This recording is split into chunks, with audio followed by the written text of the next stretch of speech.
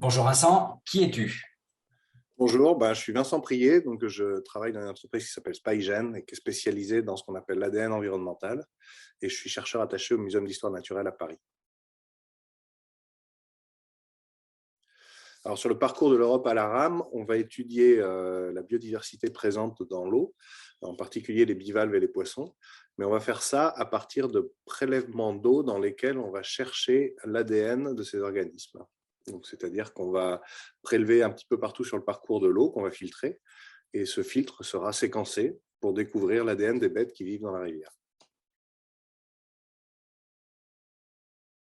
Alors, je me suis impliqué dans cette aventure parce que ça rentrait un petit peu dans le cadre des programmes qu'on met en œuvre de suivi de grands cours d'eau euh, à l'échelle mondiale.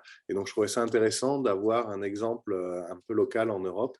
Et surtout que cet exemple-là, il mixe un petit peu différents cours d'eau, différents bassins versants et puis différents milieux. C'est-à-dire qu'on a aussi des canaux et des milieux anthropisés.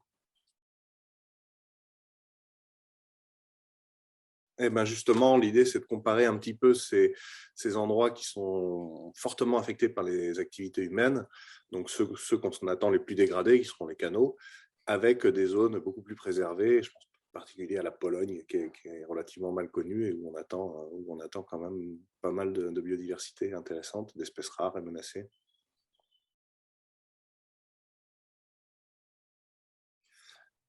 En termes de sciences participatives, là, on a mis en place deux protocoles de prélèvement, un qui est de très haut niveau, qui maximise un peu toutes les technologies, et puis un qui est un petit peu plus simple, où on prélève moins d'eau, où on a des filtres de moins grande surface. Et ce protocole un peu plus simple, on l'a justement mis en place pour des sciences participatives. Donc l'idée, c'est de faire un premier test de ce matériel avec les écoles et de voir un peu comment on peut déployer ça pour des questions qui seront un petit peu plus, qui concerneront les communautés, par exemple, les communautés d'espèces.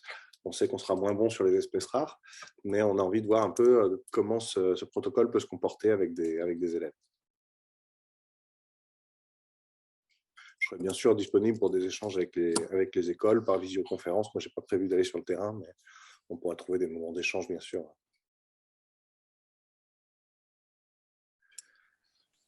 Peut-être dire que la biodiversité des rivières, elle est vraiment méconnue. On est aujourd'hui dans un contexte où on cherche, par exemple, des énergies renouvelables et on parle souvent d'hydroélectricité. Je pense qu'aujourd'hui, on n'a pas conscience des dégâts que font ces barrages répandus un peu partout en France et un peu partout dans le monde, parce qu'on met peu la tête sous l'eau, en rivière en tout cas. Donc, on ne voit pas les dégâts de ces aménagements. Et l'ADN environnemental est une méthode d'inventaire du vivant peu onéreuse et exhaustive qui peut nous permettre de beaucoup mieux connaître la biodiversité des rivières et donc aussi de mieux caractériser l'impact de ces grands aménagements. Merci, ça sera tout pour aujourd'hui. Merci Christophe et à bientôt.